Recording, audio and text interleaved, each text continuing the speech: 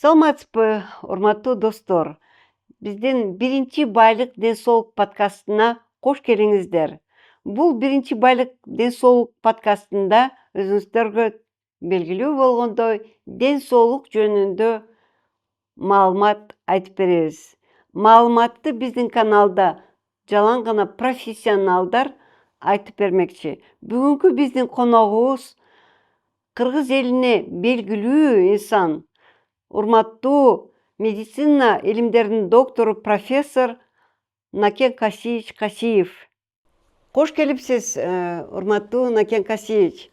Бизде биринчи байлык ден соолук деген аябай жакшы лакап бар. Ошого мен сизден суроом, кандайча кыргыз эли ушул лакапты түшүнөбүз? Элибиз кыргыз эли илгертеден келаткан улуу элдерден болуп эсептелет. Көчмөн элбиз. Анан элибиз мындай башка чоң элдерге караганда биз мындай чакан эл болгонубуз менен, бирок элибиз абдан философияны терең туткан, илгертеден келаткан ата бабанын салтын, наркын кармаган улуу элдерден болуп эсептелебиз. Ошондуктан биздин мына түрк элдеринин баарысы биздин ата бабабыздын жери деп биздин ала тообузду эсептейт. Ошондуктан нарктуу элбиз. Анан эми сиздин бүгүнкү койгон бул эң башкы темаңыз биринчи байлык деп эң туура койгонсуз. Себеби элибиздин илгертеден келген жакшы сөзү бар: биринчи байлык ден соолук. Ден соолук болбосо калган нерсенин баары экинчи эмес үчүнчү жолдо калып калат. Себеби дени сак адам бул улуттун мындай бир өзөгү болуп эсептелет. Анан кыргызда бир жакшы сөз бар: экинчи байлык акчолук деген. Себеби ошол экөөнү тең таан айтканда, дени сак адам эгер жакшынакай акчолукка кабылса, анын келечеги кенен, анын тагдыры эң жакшы болгон. Ошол илгерки замандарда ата бабабыз бир жерден экинчи жерге көчүп, мына Манас атабыздан баштап, Манас эпосунан баштап карасак, биз көп жерлерди басып өткөн элбиз. Мынакей Енисейден баштап Алтайдан Ала тоого келгенбиз. Анан калган кээ бирлери андан да башка жерлерге кеткен. Мына ошол убактарда ден соолуктун кадыр баркын түшүнгөн эл. Себеби дени сак болбосо ал адам эч убакта коомго дагы, эң биринчиси үй бүлөгө дагы жакшы маанай алып келбейт. Ошондуктан мына сиз азыр ушул Авиценна деген жакшы оорукана ачкансыз. Бул мекеме ошо ден соолуктун көзөмөлүндө турган сакчысы деп ойлойм. Себеби мына мен эми 54 жылдан бери саламаттык сактоо менен алектенем. Анан ушу саламаттык сактоону реформа кылып атканда дагы, мына 91-жылы союз тараганда биз эң оор акыбалда калдык. Биз врачтарга айлык бере албай калганбыз. Анан ошондо ойлонуп биз реформа кылып, анан мурда баарысы бекер болчу да. Бирок бекердин тусу татыбайт экен да.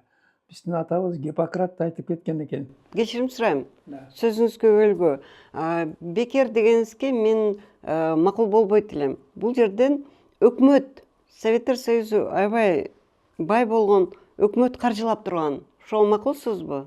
Эми макулмун, эми ал союз. Эл үчүн ооба бекер болгон, бирок Эл үчүн деп атат. элдер ал кезде катуу иштеген да. Машинеси жок болчу бүгүнкүдөй, күнүгө той берчү эмес. Да. Ал убакта эми союздун убагында союз деген бул өзү коммунисттик идеология. Бул мамлекет түзүлгөндө эле эң социалдык жактан коргоо маселеси биринчи орунда турган. Муну өзүңүз билесиз, тарыхты. Владимир Ильич Ленин, анан биринчи биздин саламаттык сактоонун министри союздуку Семашко Александр Николаевич, мына ошолор киргизген биздин саламаттык сактоо системасы эл үчүн бекер болгон. Социалдык жактан абдан элди коргогон. Мына өзүңүз билесиз, ал убакта ооруп калса больничный лист берчү, ал бекер болчу. Андан жакшы болбосо санаторийга, курортко жөнөтчү, ал бекер болчу. Андан кийин келип туруп анан реабилитацияны да бекер кылчу. Бирок ошонун баарысы элдин арасында мындай иждивендик же болбосо мындай башкача көз караш, өзүнүн ден соолугуна болгон мамилеси жакшы болгон эмес деп мен сезем да. Ошо союздун убагында деле мына мен 2 шаарда башкы врач болдум, облздрав болдум, зам министр болдум. Элибиз баягы бекерчиликке көнгөндөн кийин өзүнүн ден соолугуна болгон мамилеси башкача болот. Ал эми Мына азыр ошол баягы Гиппократтын айтканын мен кайрылып кетейин. Гиппократ айткан болчу да, биздин кызмат сөзсүз түрдө, значит, төлөм жолу менен болуш керек. Ар бир адам өзүнүн ден соолугун биринчи ошол байлык катарында ал билиш керек да, өзүнүн ден соолугу үчүн күрөшүш керек деген. Ал качандан башталат? Эн ата үчүн бала бешиктен башталганда, төрөлгөндөн баштап, ошо баланын ден соолугу үчүн кам көрүш керек. Ал эми бойго жеткен, акыл сезими бар адамдар өзүнүн ден соолугу үчүн өмүр бою күрөшүп, ошону бекемдеп келиш керек.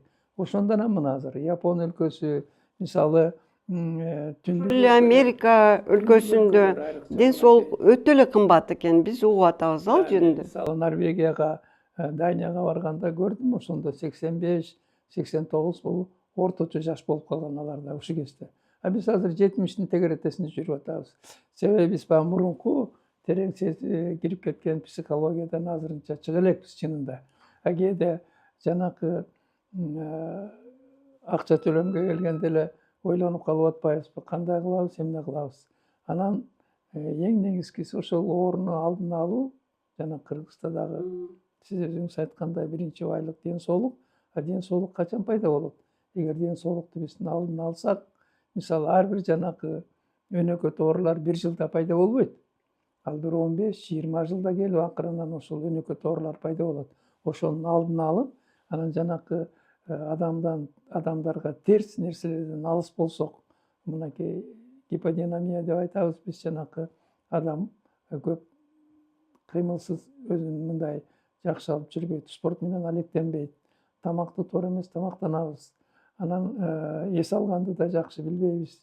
Ошондуктан ушунун баары алып келип туруп анан жанакы Ооруга алып келет, ооруга алып келет. Анан биринчи байлыгыбыз Биздин артта калып атат да.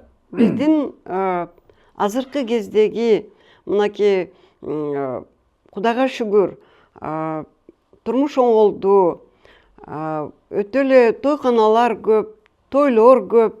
Кандай деп ойлойсуз? Ушу жаңы келген үрп адаттар ден соолукка кандайча өзүнүн терс маанисин берет деп ойлойсуз? Ошол үчүн биздин көрүүчүлөргө кандай кеңешиңизди берет элеңиз? Биринчиден эми көрүүчүлөргө убакыт келип жетти. Ар бир адам өзүнүн ден соолугу үчүн сөзсүз түрдө кам көрүш керек.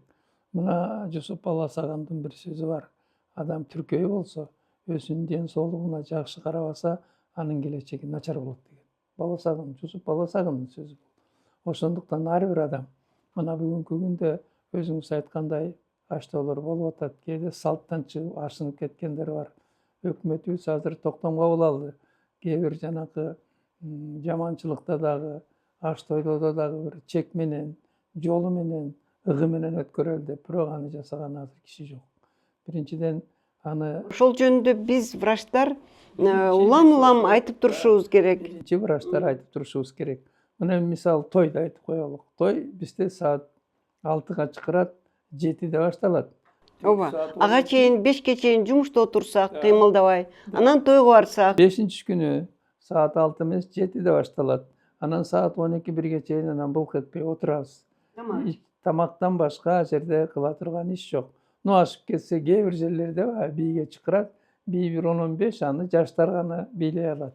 Андан кийин болгону тамак, анан 1-ден баштап 5-ге чейин, акырында 1-2 эмес, 3-4, 2-3 жылкыны жемейинче кыргыздар тарап кетпейбиз. Кээ бир устуканды күтүп анан саат 12-1ге чейин отурабыз. Ошол убакта адамдын ден соолугуна түздөн түз тескери таасир.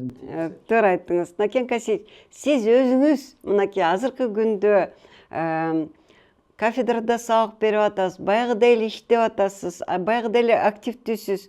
Ушунун сыры эмнеде? Мүмкүн сиз жана өзүңүз айткандай 5ке чейин жумушта отуруп, андан кийин тойдо 6-7 саат отурсаңыз деле ушундай зыңгырап турасыз. Ошону айтып бересизби сырыңызды? Биринчиден мен деле ошол аштойлорго барам. Себеби мен да ошол эл катары эле атуулмун. Бирок мен саат 8-де мурун айтып коем үйдүн ээсине. Мен саат 7:30-8-де 1 саат, 1,5 сааттан кийин кетишим керек. Себеби биринчиден жаш өткөн сайын, жаш эмес жаштарга деле мен ушундай бир сунуш берет элем. Саат 6-7-ден кийин тамакты тартыштыш керек. Бүт жакында чоң эксперимент кылыптыр да. Жана чычкандарды эки топко бөлүп алып туруп, бирөөнө тамакты азыраак берген, экинчисине тамакты ашыраак берген. Анан аларды карайт да, азыраак тамак ичкен чычкандар көп тамак ичкендерге караганда 2 эсе көп жашайт экен. Бул жаныбар деле, адам деле так ошондой болот. Анан жанакы саат 12-1ге чейин барып туруп, анан 5 бармакты жесек, анан келип таң аткыча уктасак, анда организмдин баардык системасы өтө кыйын акыбалда калат. Эң кыйын. Анан эми экинчиден бул тамактануу боюнча анан адамдын кыймыл аракети. Экинчиден ар бир адам күнүгө 40 минуттан 1 саатка чейин жөө жүрүштү сөзсүз түрдө дары катарында кабыл алыш керек. Себеби бул аптекада сатылбаган бекер дары. Сиз ошону жасайсызбы? Мен күнүгө саат где-то кечкурун сөзсүз түрдө 1,5 саат, 2 саатка чейин жөө жүрүш менен жүрөм. Себеби ал менин азыркы кезде бул карылык деген да бул чоң проблема да. Ошону мындай бир жеңилдетүүгө, өзүмдү сергегирээк алып барганга, кечинде тынчыраак укташ үчүн мен сөзсүз түрдө жүрүшкө, жанакындай басууга мен уже көнүп калганмын. Мен аны дары катарында кабыл алам. Себеби эми күн жаап, кар жаап калса чыга албайм, бирок ал убакта короомдун ичинде жүрөм. Накен Касиевич, кечирим сурайм. Азыркы кезде мына жаңы илимдин маалыматы боюнча карылык деген жок экен. Карылык деген адам өзү баягы ойлонуп, өзүнүн жүрүм туруму менен, тамак ичүүсү менен, ою менен алып келет экен. Мына сиз ошого доказательство деп айтсам болот. Сиз жакшынакай көрүнөсүз, иштеп атасыз. Ошон үчүн дагы бир жолу биздин көрөрмандарга айтып койсоңуз жакшы болот эле. Кээ бирлер 40-50 жашка чыкканда эле мен карыдым деп отуруп калгандарга кандай кеңеш берет элеңиз? Мына буга азыр айтып кеттиңиз, дагы кошумча. Кошумча катарында айтарым, мисалы, жана сиз карылык тууралуу айтпадыңызбы? Карылык деген жок деп, бирок мен карылык деген бар экенине ишенем.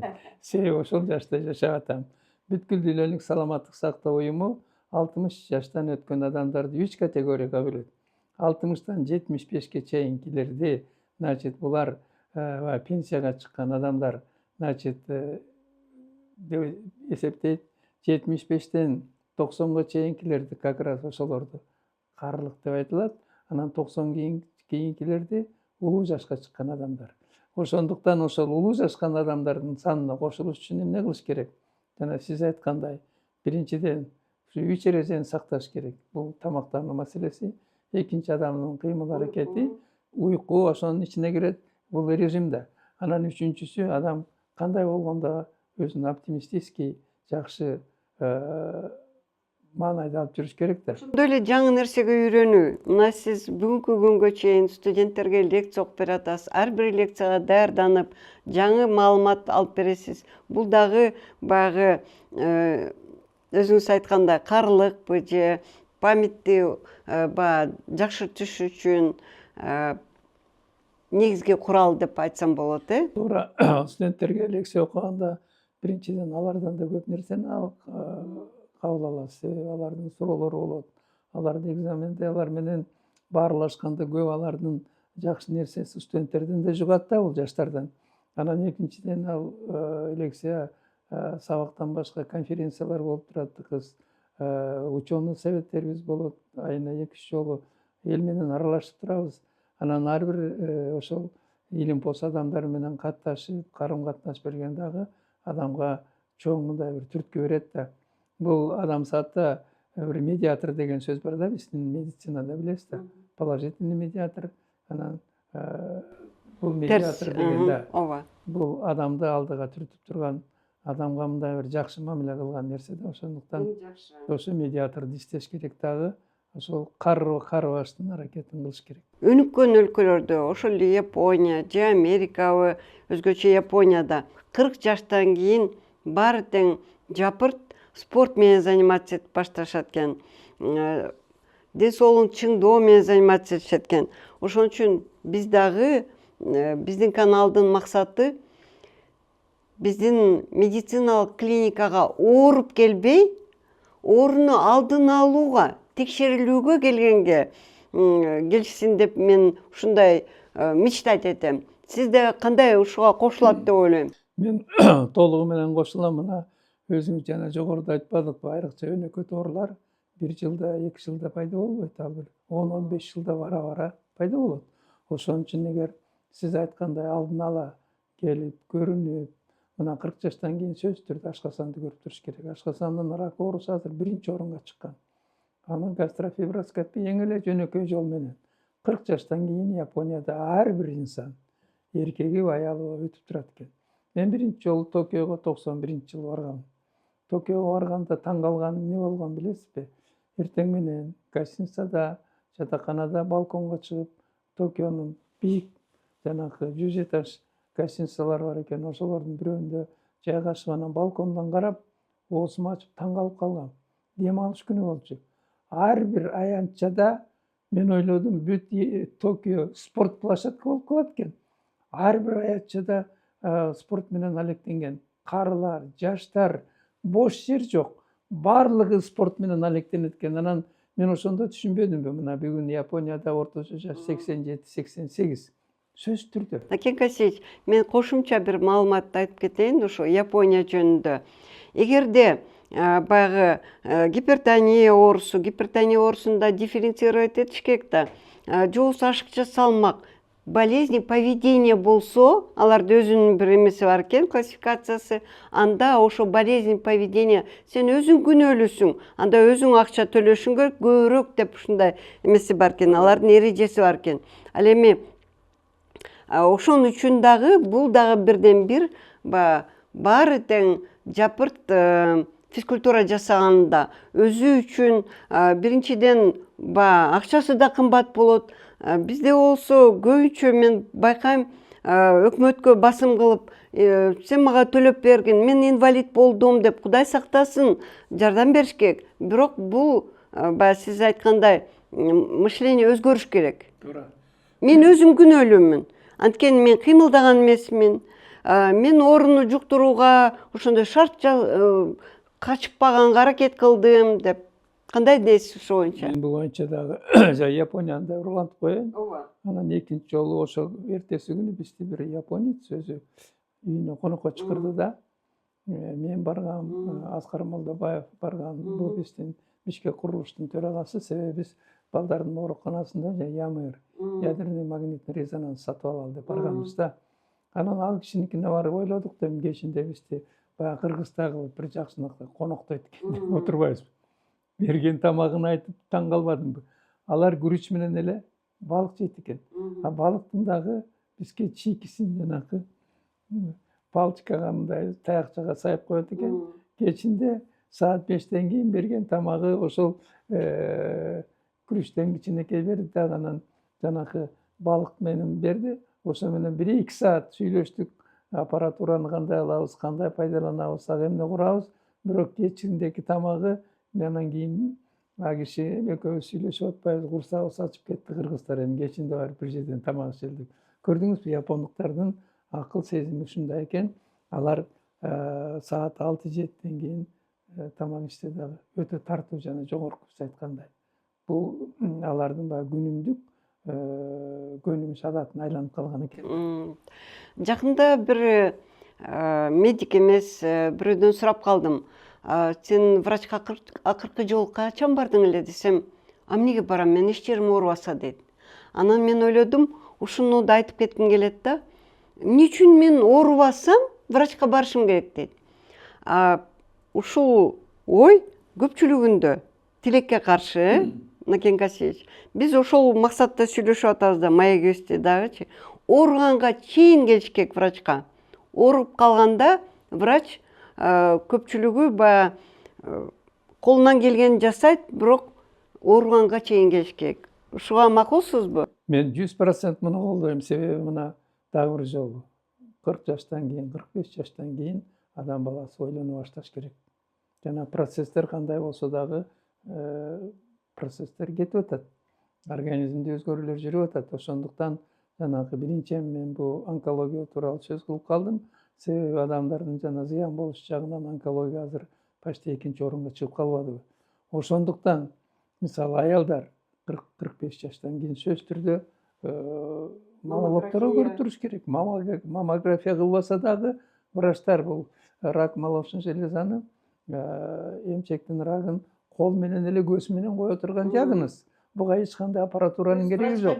Врачка келип туруп көрүнүп ала бир жолу көрүнүп койсо жок дегенде врач колу менен кармалап эле 2 суроо берет, ошо менен көп нерсени чечип Эң коет. жакшы кеңеш. Анткени мен өзүм да бара элекмин. Мына Канча ошо жылдан бери. Мен бир сапар бу онкологияда мен 4 жыл директор болуп иштедим. Бир апкот убакта бир доктурду көргөзүп калды мага. Ошондо эмчеги ал докторубуз врач болуп 40 жыл иштеген адам экен. Өзү болгондо дагы 4-үнчү стадиясында тиги эмчеги уже жара болуп, жарымы түшүп калыптыр. Ошого чейин ар кайсы нерсени сыйпап эле ар кимге көрүнө бериптир, врачтарга барбаптыр. Врач өзү уже 4-үнчү стадияга келгенде. Биз эми ушу врачтар өзүбүздүн мисалыбыз менен биздин элибизге мисал келтиришибиз керек. Айтып беришибиз керек. Мен мындаймын. Мен ушуну мына Накен Касиевич өзүнүн ден соолугу жөнүндө айтып берип атат. Жакында эле мен бир классташым менен жолугушуп калдым. Ал классташым медик эмес. Ал айтат: "Менин балам жакында эле Америкадан келди. Америкадан келип мен туулган күнүмө чекап подарить этти" дейт. Ден соолугун текшертиш үчүн дейт. Анда ошентип айтса мен ойлоп койдум. Демек, анын сезими өзгөрүлүп баштаптыр. Ал жигит көрдү, анткени Америкада кымбат экенин текшерилүү. Америкада эмес, мисалы бүгүнкү эле биздин клиникаларды айталы. Же болбосо мисалы ошол эле Турцияга. Кээ бирлери колунда акчалары бар, Турцияга барып жана рак оорусуна дагы эле же башка оорулар боюнча операция кылып келип атат. Бирок ал жерлердин баасы бизге караганда 4-5 эсе кымбат. Туура айтасың, Накен. Акчаны ошолорго беребиз дагы, анан уже өтүшүп кеткенден кийин дарыланып, анан жыйынтыгы нөл болуп калып атат. Бизде да сонун хирургдар бар. Мына жакында эле уктум. Москвага операцияга барышыптыр. Ал жерде чоң бааны айтыптыр. Анан ал төлөй албайм десе айтыптыр: "А эмнеге бияка келдиңиз? Силерде деле сонун онкологиядагы хирургдар бар эмеспи?" депчи. Же болбосо бизде мына поликлиникада айтат, авиценада чекап кылып Кореядан келиптир, мынча миң долларга дейт. Аны карасам биздегидей эле анализ жасаптыр дейт. Эмнеге анан келип бизден кайра текшерилип атат дейт. Ошон үчүн мен дагы биздин көрөрмандардан айтып кетет элем, бизде сонун врачтар бар. Мейли өкмөттүк поликлиника же өкмөттүк же частный клиникадагы аябай жакшы врачтар бар. Ошон үчүн айтат элем, биздин врачтарга кайрылгыла. Биздин врачтарда сонун дарыгерлер бар деп. Азыр эми мына Кудайга шүгүр могу жеке менчик ооруканалар пайда болду. Алардын ортосунда өтө атаандашуу. Атаандашуу деген акыры сапатка алып келет. Ооба, атаандашуу аябай жакшы. Караганда мен жакшыраак көрсөм, ага караганда мен жакшыраак дарыласам, ага караганда мен алдын алуу боюнча эртерээк орун тапсам, бул атаандашуу процесс өтө абдан керек. Ошондуктан мамлекеттик мекемелерде да ушул пайда болуш керек да. Илгери Мирахимов, Саид Мирахимович деген биздин академик агайыбыз окуткан болчу. Анан ал киши кээде айтып калчу, ушу врачтар өздөрүн жакшы врачтар эч убакта өзүн реклама кылбайт, бирок колунан келбегендер көп реклама кыла берет деп. Бирок азыркы кезде ошол арыдан бери реклама кылып, анан жана атаандашуу процесси бул керек. Ошондуктан Туура айтасың, Накен Касиевич. бул процесске бул жеке менчик оорукананын негизги принцибин киргизген деп ойлонгонбуз. Ошол атаандашуу процесси болсо экен. Четтекидей эле. Четте так ушундай да. Мисалы Турцияда аларда мамлекеттик оорукана жок, баардыгы частный.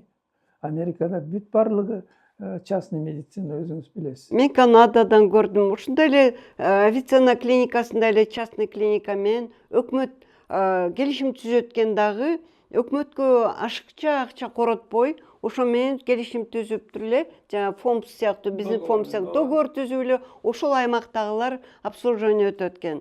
Бул дагы бирден бир жакшы баягы оптимальный вариантты дайыма издеш керек да. Мен ойлойм, биздин өлкө дагы мына болгону 30 жыл болду. Мисалы ошол эле башка өлкөлөрдө, өнүккөн өлкөлөр канча жылдардан бери өнүгүп келатат.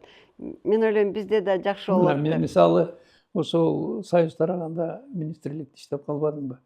Ошондо 95-жылга чейин биз врачтарга айлык бере албай, товар менен берип калдык. Жана мурунку Союздун убагында калган завод фабрикадагы өтүк менен, кээ бирлерде сигарет кошуп берип, кээ бирлерде ошол фабрикаларда калган кийимдер менен айлык берип калдык. Ошондо жакшы врачтарыбыз бюджет мамлекетке кетип калган. Базарга кетип калышты. Базарга. А Базарга. гуманитардык дары бизде дары чыкпайт, гуманитардык жардам менен иштеп калдык. А гум помощи келсе, анын баарысы биздики кайда чыгат? Базарга чыгып кетет. Бирок бизде Кудайга шүгүр патриотторубуз, өзүбүздүн даана мыкты атуулдарыбыз, дарыгерлерибиз калды. Элдин кыйынчылыгын алар жон териси менен сезип бүгүнкү күнгө чейин иштеп келатат. Анан менин айтарым дегеним эми ошол 30 жыл өтүп кетти. 91 менен бүгүнкү жылды салыштырып болбойт. Асман жерде азыр кандай аппаратуралар болуп атат. Мына өкмөт бир эмес 4 ангиографический аппарат алып берди кардиологдорго. УЗИ аппараты ар бир көчөдө, ар бир жерде менчиги дагы мамлекет элге барып атат. Бөйрөктү пересадка кылып, мына президент каражат бөлүп берип азыр бөйрөктү пересадка кыла баштады. Кечээ кардиологиянын директору Сооронбаев айтып атат, ошо жүрөктү да пересадка кылабыз деп. Бул тилек, алдыга умтулууда, себеби биз башкалардан кем эмеспиз, акыл эс жагынан. Биз кичинекей эл болгону менен, бирок интеллект жагынан, акыл эс жагынан башка кошуналарга караганда бийигирээк турабыз. Эң жакшы. Накен Касич, бир сиз мага бир айтып кеттиңиз эле, өтө күлкүлүү да, өтө трагичный дагы бир окуяны айтып кеттиңиз эле. Хиллари Клинтон бияка келгенде гум помощь менен эмне алып келген? Клинтон биз ошол 91-ден 95-жылга чейин ошол гуманитардык жардам менен жашап калдык да, дары-дармек жок. Биз биринчи сомго өтүп кеткенден кийин, рубль зонасынан чыгып кеткенден кийин, сомго өтүп кеткенден кийин, сомго эч ким сатпайт эчтеке. Кийин мурунку Союздун убагында почта калган анча-мынча жүн пакталарыбызды өткөрүш абдан кыйын болуп калды. Анан только ошо гуманитарлык жардам менен жашап калдык да бир 5-6 жыл. Анан ал убакта ар кайсы Европа өлкөлөрү, Америка бизди мындай бир саясат жактан көңүлүбүздү буруп, өздөрүнө тарткысы келди окшойт. Ошондо Клинтон Американын президенти эле, анын келинчеги Хиллари Клинтон гуманитардык помощь менен, Боинг менен келди Бишкекке. Анан министр катары мен өзүмдүн коллегаларымды, врачтар менен анан аэропорттон Манастан барып тосуп алдык. Толкундануу. Аябай толкунданып, себеби гуманитарный помощь. Эми гуманитарный помощь самолеттон түшкөндө бир грузовой машина менен толтура эле болсо керек. Бирок ал дарылардын баары биринчиден англис тилинде болгон ал убакта. Экинчиден дарылар аларга деле өздөрүнө мындай бир кереги көп жок. Мөөнөтү өтүп бараткан дарыларды билесиздер. Мен баягы ошондо поликлиника, больницада иштечим, сроктору өтүп кеткен, кереги жок дарыларды биз ошону вынуждены были списывать, но по назначению. История болезнендерге жазып, ошондой убакыт болгон. Андан кийин ошо гуманитарный помощь менен жашап атабыз. Анан дагы 1-2 күндөн кийин телефон болду Индиядан, бир чоң самолет гум помощь келатат деп. Биз баягы айлабыз кетип турган. Анан дагы эле баягыдай болду. Мен өзүм тосуп бардым аэропорт Манаска. Анан Боингден коробка кылып бир самолет Индиядан келди. Анан бул эмне экен деп анан переченин качсак, бир самолет толтура презерватив жөнөтүптүр да. Анан бул деле бизге баягы үй бүлөнү планировать этишин керек эле. Анан ошондо ойлодум да, биз абдан кыйын акыбалда калган экенбиз. Эми биз баягы башкача жашап, ден соолук биринчи байлык ден соолуктун кадыр баркын түшүнүп, өзүбүздүн ден соолугубузга өзүбүз кам көрбөсөк, анда биз ушундай акыбалыбыз улана берет деген терең мындай бир өтө бир кыйын маселелерде капталып калгам ошондо. Өзүңүз айткандай жана кээ бир адамдар мына Союздун убагында жанакындай саламаттык сактоо, элге билим берүү бекер болгон, көп нерсе башкача болгон да. Ал убакта плановый системада турганбыз. Анан Союз тарагандан кийин жанакындай акыбалга түштүк. Биздин внутренний ички дүң продукциябыз 3-4 эсе азайып кетти. Бюджетте каражатыбыз өтө тартыш болду. Дары-дармек бизден чыкпайт. Анан ошол убакта биз сөзсүз түрдө реформага барышыбыз керек. Макросистема өзгөргөндөн кийин микросистема саламаттык сактоону ошого калыптандырыш керек эле да. Анан кээ бир коомдо түшүнбөгөн адамдар бүгүнкү чейин айтып калышат, эми ал убакта кээде ушул элге каршы эмес, элге туура келбеген реформаны кылгансыңар деп. Себеби ошол убакта эгер ошондой биз башка кээ бир өлкөлөрдөй мүмкүн менчиктерге таратып берсек да болмок. Ушундай сунуш болду да легендарный парламентте ал убакта. Мүмкүн Америка менен Турцияда эле менчикке приватташтырып алып саламаттык сактоону, ошондо саламаттык сактоо тез өнүгүп кетет. А бирок элдин колунда эмне акчасы бар ошол убакта менчик ооруканаларга дарыланышка. Ошондуктан биз эң негизги максатыбыз мамлекеттик системаны сактап калыш үчүн жанталаштык да. Ошон үчүн биз реформага бардык. Бүткүл дүйнөлүк саламаттык сактоо уюмунун жетекчисинин алдында алар менен кеңешип, жогорку кеңешке сунуш киргизип, анан жанагы Манас Манас Талими деген реформага барып, биздин саламаттык сактоону мамлекеттик кылып сактап калдык дагы, анан жанагы жеке менчик ооруканаларды киргизүүгө экинчи закон кабыл алынган. Ошондуктан бул баягы системаны коомдо болуп аткан өзгөрүүнү терең түшүнбөгөн адамдар ал эми бүгүнкү күн менен эртеңки күндү салыштыра беришет эле оңой нерсе да. Өтө арзан да, тезирээк. Ошол убакта врачтарыбыз да көпчүлүгүнүн арасы болду. Жүрүп аткан реформага себеби көнүп калганбыз да. Өзгөрүү кандай өзгөрүү? Көнүп калганбыз. Айлык турат иштесек. Эндокринология диспансер, кожвен диспансер, туп диспансер, реструктуризация болду. Анын баарын кармай албай калдык да. Ооба. Кармай албай калдык да. Акча жок өкмөттө. Врачтар кетип атат. Жаңы өкмөт курулган, жаңы сөз. Сиздин оюңуз боюнча азыркы биздин коомдо, Кыргызстаныбызда көп өзгөрүүлөр болуп атат. Кандай деп ойлойсуз? Медицинада кандай көйгөйлөр, негизги көйгөйлөр бар деп ойлойсуз? Ооба, мен эми ошол 30 жылдан бери ушул жерде жашап атам, болгон иштерди көрүп атам.